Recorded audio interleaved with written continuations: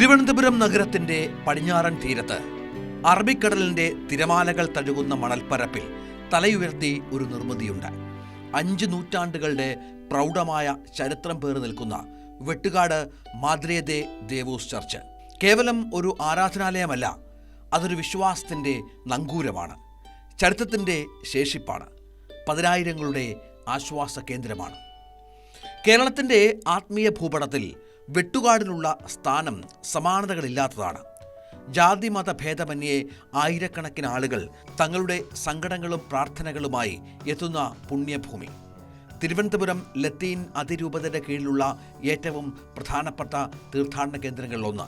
ഒരു വിദേശ രാജ്യത്തെ പ്രശസ്തമായ ബസലിക്കയെ ഓർമ്മിപ്പിക്കുന്ന വാസ്തുവിദ്യയും കടൽക്കാറ്റേറ്റ് നിൽക്കുന്ന പ്രശാന്തമായ അന്തരീക്ഷവും ഈ ദേവാലയത്തെ സവിശേഷമാക്കുന്നു. എന്നാൽ വെട്ടുകാട് പള്ളിയെ മലയാളി മനസ്സുകളിൽ അടയാളപ്പെടുത്തുന്നത് അവിടുത്തെ അത്ഭുത പ്രവർത്തകനായ ക്രിസ്തുരാജനാണ്. ജാതിമത ഭേദമന്യേ മനുഷ്യർ ഒഴുകിയെത്തുന്നു. ഈ തീർത്ഥാടന കേന്ദ്രത്തിൻ്റെ ആഴങ്ങളിലേക്ക് നമുക്കൊരു തീർത്ഥയാത്ര പോകാം.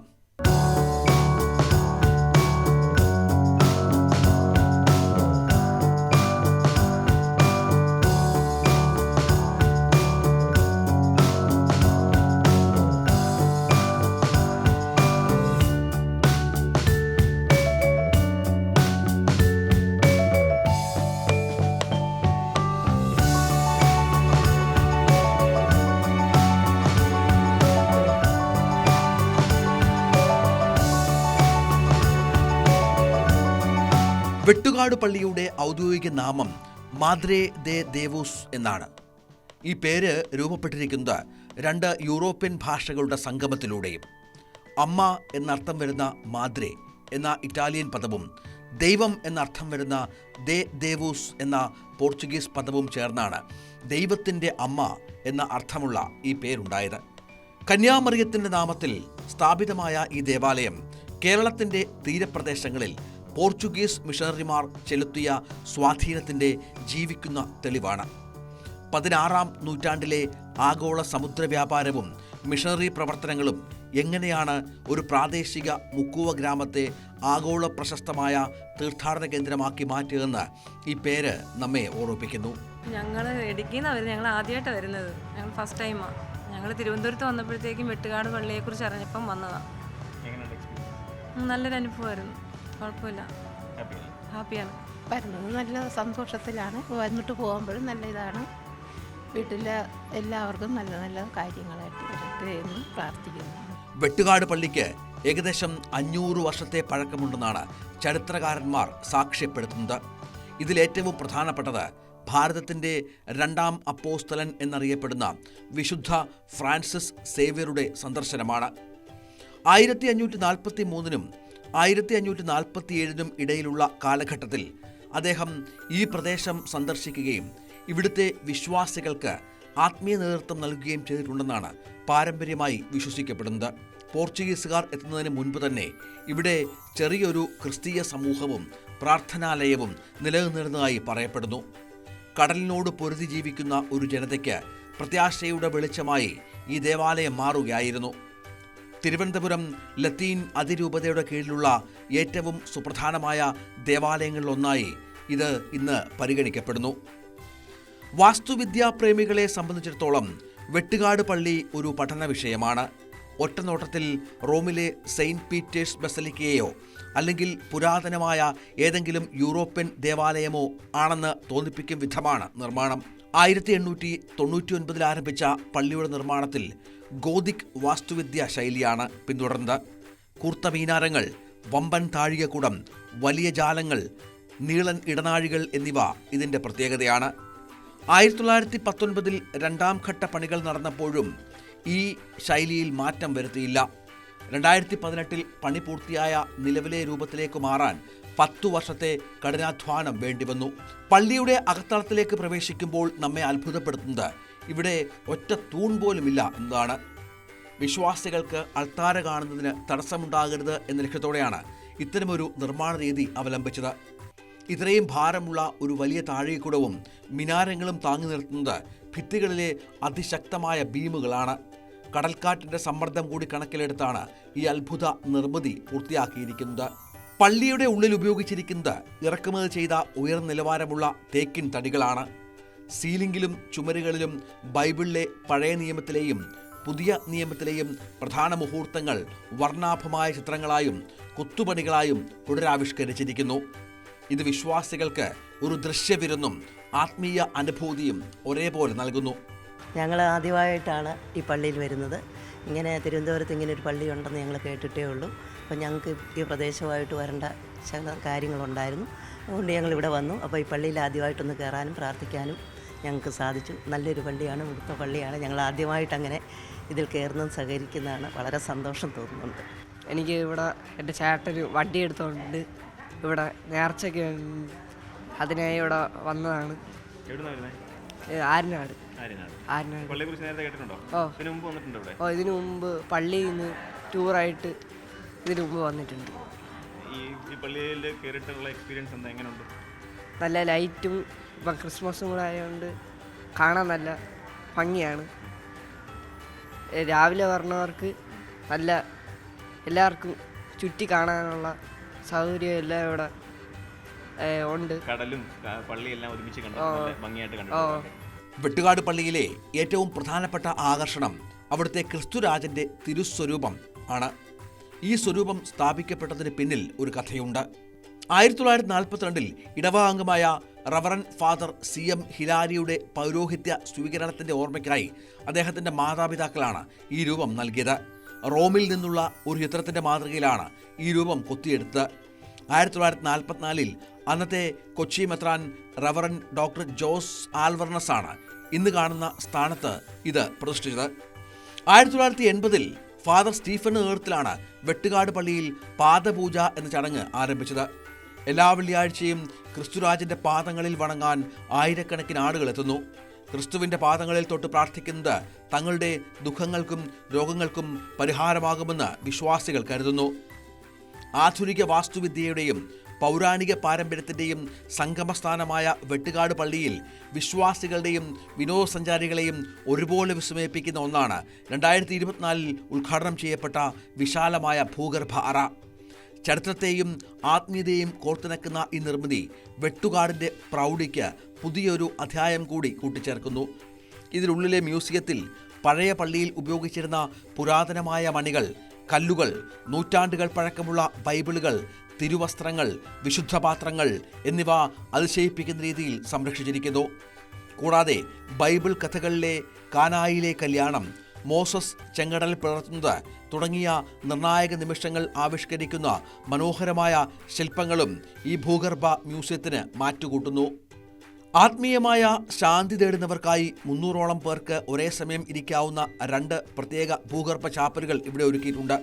പുറത്തെ കൊടും ചൂടിലും പ്രകൃതിദത്തമായ തണുപ്പും ഏകാഗ്രതയും പ്രദാനം ചെയ്യുന്ന ഈ അറകൾ ധ്യാനത്തിനും പ്രാർത്ഥനയ്ക്കും ഏറെ അനുയോജ്യമാണ്. അതോടൊപ്പം തന്നെ സ്ഥലപരിമിതി മറികടക്കാൻ 2005 മുതൽ നടപ്പിലാക്കിയ സെല്ലർ രീതിയിലുള്ള അത്യാധുനിക ശ്മശാന സൗകര്യവും ഈ നിർമ്മിതിയുടെ ഭാഗമാണ്. 460ഓളം സെല്ലറുകൾ ഉൾപ്പെടുന്ന ഈ ശ്മശാനം കേരളത്തിലെ തീരദേശ മേഖലകളിലെ പരിമിതമായ ഭൂവിനിയോഗത്തിൻ്റെ മാതൃക കൂടിയാണ്. തിരുവനന്തപുരം നഗരത്തിൻ്റെ സാംസ്കാരിക ഭൂപടത്തിൽ ഏറ്റവും സജീവമായ അധ്യായങ്ങളിലൊന്നാണ് വെട്ടുകാട് പള്ളിയിലെ ക്രിസ്തുരാജത്വ തിരുനാൾ. വെട്ടുകാടിൻ മണ്ണിൽ വന്നു ചേരുന്നോർക്ക് വിജയം നൽകുന്നോനാ ക്രിസ്തു രാജാവേ. 10 ദിവസം നീണ്ടു നിൽക്കുന്ന ഈ മഹോത്സവം ലത്തീൻ ആരാധനാക്രമം അനുസരിച്ചുള്ള കലണ്ടർ വർഷത്തിലെ അവസാന ഞായറാഴ്ചയാണ് നടക്കുന്നത്. ഭക്തിസാന്ദ്രമായ ചടങ്ങുകളോടെ സമാപിക്കുന്നത്. വിശ്വാസവും കാരുണ്യവും കൈകോർക്കുന്ന ഈ ആഘോഷവേളയിലെ ഏറ്റവും ശ്രദ്ധേയമായ ഒരു വശം പള്ളി നടത്തിവരുന്ന വിപുലമായ അന്നദാനമാണ്. സാധാരണ ദിവസങ്ങളിൽ, പ്രത്യേകിച്ച് എല്ലാ വെള്ളിയാഴ്ചകളിലും 3000ഓളം പേർക്ക് ഇവിടെ ഭക്ഷണം നൽകാറുണ്ട്. എന്നാൽ പെരുന്നാൾ ദിനങ്ങളിൽ ഈ സേവനം അതിൻ്റെ പൂർണ്ണതയിലെത്തുകയും 60,000-ലധികം തീർത്ഥാടകർക്ക് സ്നേഹവിരുന്നായി അന്നദാനം വ്യാപിപ്പിക്കുകയും ചെയ്യുന്നു. വിശ്വാസികളുമായി ആഴത്തിൽ ബന്ധപ്പെട്ട് കിടക്കുന്ന വേറിട്ട ആചാരങ്ങളും വെട്ടുകാടിൻ്റെ പ്രത്യേകതയാണ്. തങ്ങളുടെ പ്രാർത്ഥനകളും ആഗ്രഹങ്ങളും സഫലമാകാനായി ഭക്തർ പള്ളിയിൽ നിന്ന് ആശീർവദിച്ച് നൽകുന്ന നൂൽ കൈകളിൽ കെട്ടുന്നു. പ്രാർത്ഥിച്ച കാര്യം സാധിക്കുമ്പോൾ ആ നൂൽ തനിയെ പൊട്ടിപ്പോകുമെന്നാണ് ഇവിടുത്തെ പാരമ്പര്യ വിശ്വാസം. പെരുന്നാളിൻ്റെ സമാപന ദിവസം ക്രിസ്തുരാജൻ്റെ തിരുസ്വരൂപം വഹിച്ചുകൊണ്ടുള്ള ഭക്തിനിർഭരമായ ഘോഷയാത്രയാണ് ആഘോഷങ്ങളുടെ മകുടോദാഹരണം. ജാതിമത ഭേദമന്യേ ലക്ഷക്കണക്കിന് ആളുകൾ ഒത്തുചേരുന്ന ഈ പ്രദക്ഷിണം വെട്ടുകാടിൻ്റെ മണ്ണിൽ വിശ്വാസവും സാഹോദര്യവും എത്രത്തോളം ഇഴചേർന്നിരിക്കുന്നു എന്നതിൻ്റെ ഉത്തമ ഉദാഹരണമായി മാറുന്നു. ചർച്ചിൽ ഞങ്ങൾ ഒത്തിരി വർഷം കൊണ്ട് ഇവിടെ വരുന്നുണ്ട്. ഞങ്ങൾക്ക് നല്ല വിശ്വാസമാണ്. കാരണം സുഖമില്ലാത്തൊരു മോനുണ്ട്, ഡിസബിലിറ്റി ഉള്ളതാണ്. അപ്പം ഇവിടെ വന്ന് ഞങ്ങൾ എല്ലാ മാസവും വന്ന് തിരി കൊടുക്കാറുണ്ട്, മെഴുകുതിരി കാച്ച് കത്തിക്കാറുണ്ട്. ആ ഒരു വിശ്വാസം അതൊരു 10-20-30 വർഷം കൊണ്ട് ഇവിടെ വരുന്നുണ്ട്, പെർമനൻ്റായിട്ട് വരുന്നുണ്ട്. വിശ്വാസിയാണ്, വിശ്വാസമാണ് എല്ലാം. It's beautiful. We have come from Mumbai and we had heard a lot about this church and it's lived up to our expectations. More than that, it's very grand, very beautiful and very peaceful. People are sitting with such peace and you can connect with your inner self very well over here. Like you feel like you are blessed in a Christmas day, right? Of course, coming in the Christmas days and getting this the vision of the God, it's beautiful. Yeah. Very good vibrations here. Thank you. Vettukad മാദ്രേ ദേ ദേവൂസ് ദേവാലയം കേവലം ആത്മീയമായ പ്രാർത്ഥനകളിൽ മാത്രം ഒതുങ്ങി നിൽക്കുന്ന ഒന്നല്ല, മറിച്ച് ഈ പ്രദേശത്തിൻ്റെ സാമൂഹികവും വിദ്യാഭ്യാസപരവും കായികവുമായ സമഗ്ര വളർച്ചയിൽ ഇടവക നിർണായകമായ പങ്കുവഹിക്കുന്നു. തലമുറകളായി വെട്ടുകാട് നിവാസികളുടെ ജീവിത നിലവാരം ഉയർത്തുന്നതിൽ ഇവിടുത്തെ അനുബന്ധ സ്ഥാപനങ്ങൾ വലിയ സ്വാധീനം ചെലുത്തിയിട്ടുണ്ട്. 1917 സ്ഥാപിതമായ സെയിൻറ്റ് മേരീസ് സ്കൂൾ ഇതിന് ഉത്തമ ഉദാഹരണമാണ്.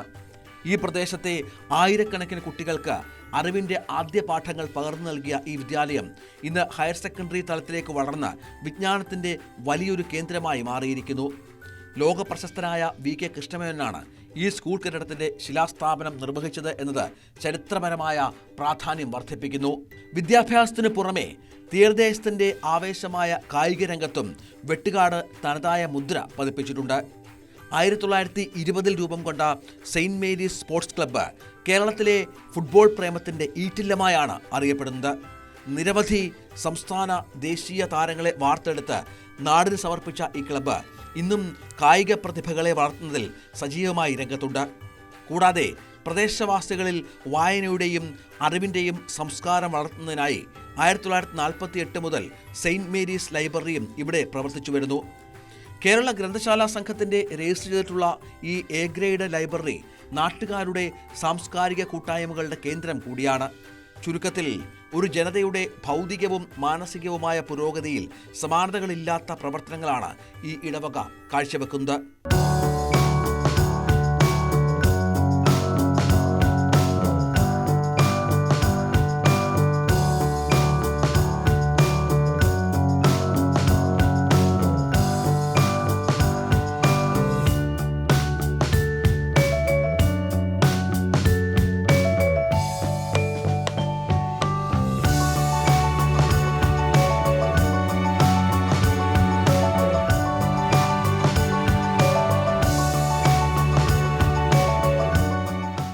ഒരു സ്ഥലത്തിന് നൂറ്റാണ്ടുകളുടെ ചരിത്രമുണ്ടാകുമ്പോൾ അവിടെ ചില മിത്തുകളും ഇഴചേർന്നിരിക്കും.